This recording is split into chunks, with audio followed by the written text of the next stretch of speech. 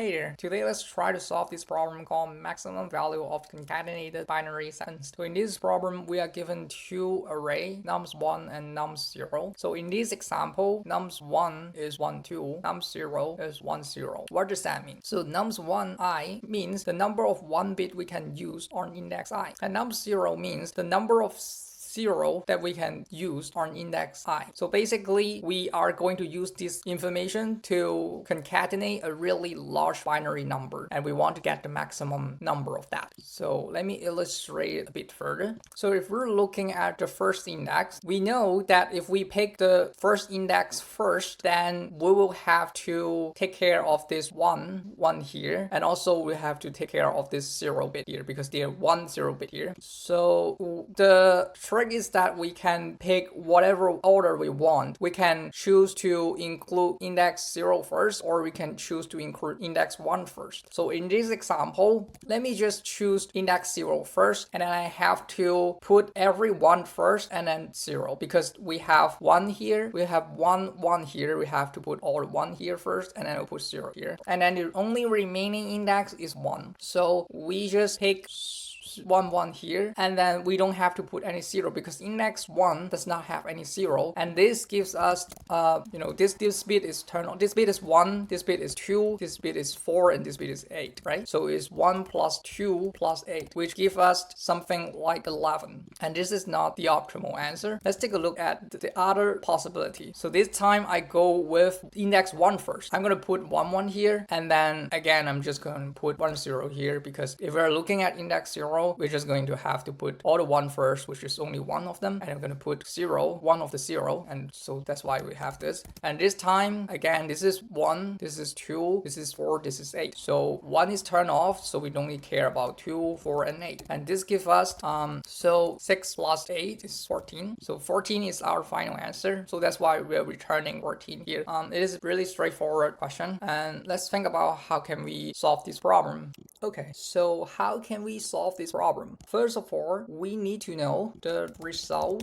binary number length will be the sum of nums1 I, any nums1 I plus nums0 I. Let's assume that equals L. Why? Because, well, the result binary number will here, for example, it will be just 1 plus 1 plus 2 plus 0. And in this case, it will be 4. And as you can see here, the total length of the binary number will be 4. So that's quite kind of straightforward, because if you look at it, you will know. By definition, we need to append or 1 and 0 into the final result. So that's why the total length of the result, we don't care about the value first, we just care about the length, will be L. And let's assume it looks something like this. This will be, so it will look something like this. X is either 0 and 1, so we don't know it yet. So all the way to X here. Let me assume that. So this will have a length of L, assume.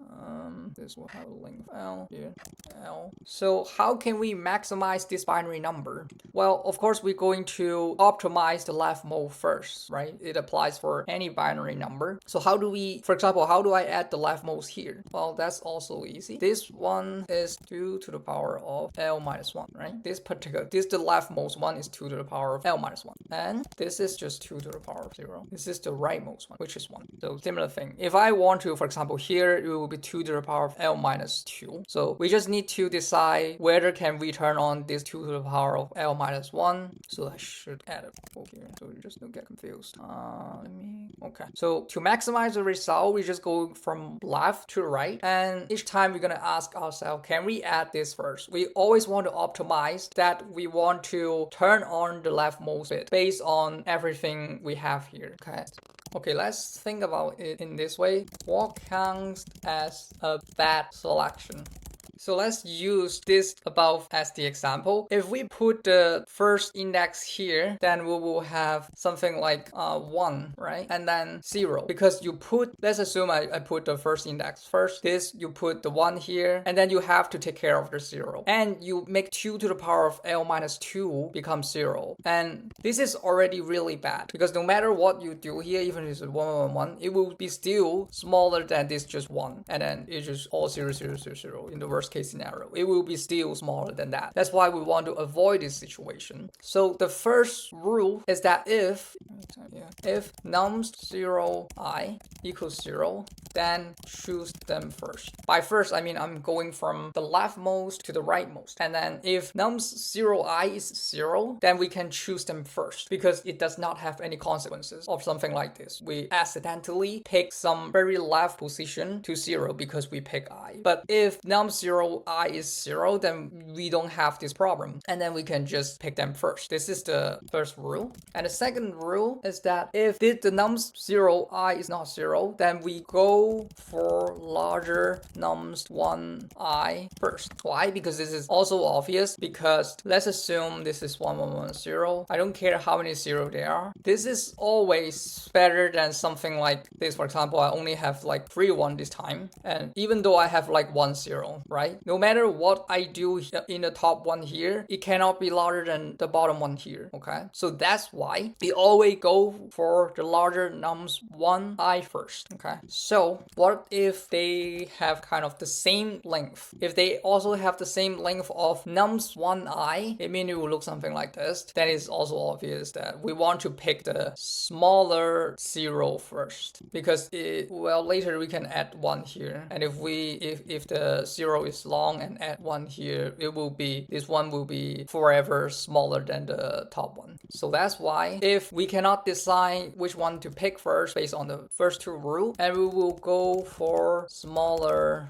nums 0i first. And then we just sort the given nums I based on these 3 criteria. And then we're just gonna construct the value from left to right to see if we can turn on 2 to the power of n minus 1. And then if we can turn on 2 to the power of n minus 2, so on and so forth, and up until we get to the power of 0. And then it will give us the answer. And because the way we did that, we just sorted one time, so the time complexity of this solution is just O n log n. This is for the time.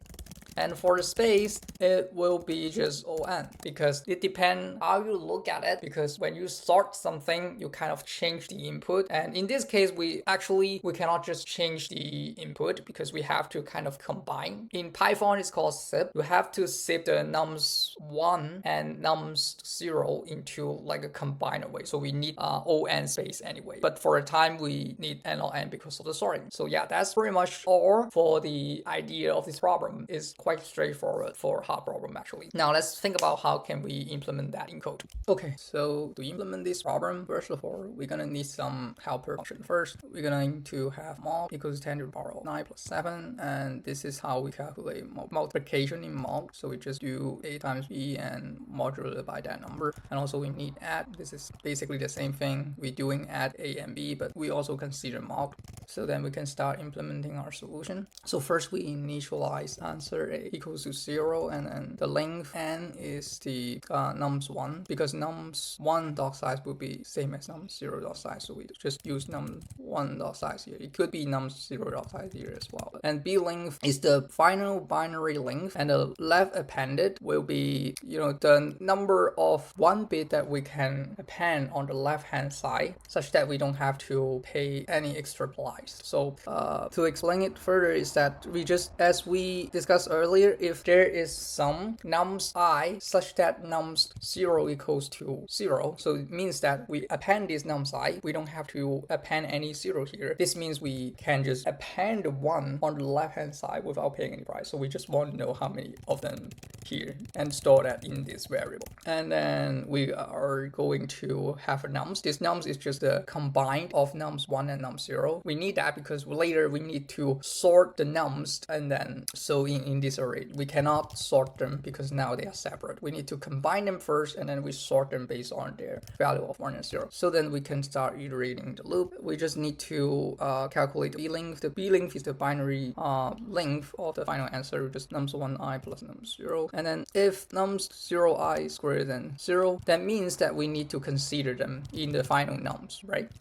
because if it is 0, then we don't actually need to sort them, because if it is 0, then we can always do the left appended thing, because we don't have to pay anything to append this thing to the left hand side, so we just don't put that in the nums at all. Otherwise, for the other things, we need to sort them. So we need to calculate the 2 powers. We just store them here first. So 2 powers I equals to 2 to the power of I. So here 2 to the power of 0 is 1, for example, and for later is 2 to the power of I equals to 2 to the power of I minus 1 times 2. And then we are going to get our final answer. So we start from b length equals to we start the position from b length minus 1. Why? Because we know that we have b length number of binary number. So the first number we have 2 to the power of 0, and the last number we have 2 to the power of b length minus 1. So we always go from left to right to see if we can achieve the biggest result. Okay, so we first of all we deal with the left appended first. Each time we add the answer to 2 to the power of this position. This position again start from b length minus 1, because we're gonna use this left appended. Where do we use them? Of course, we're going to put them in the leftmost position, because this will give us the largest result.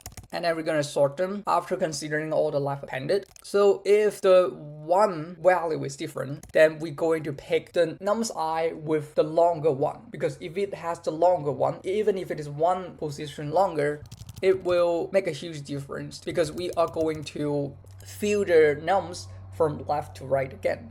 Otherwise, if the 1 are the same, we're going to pick the one with less 0.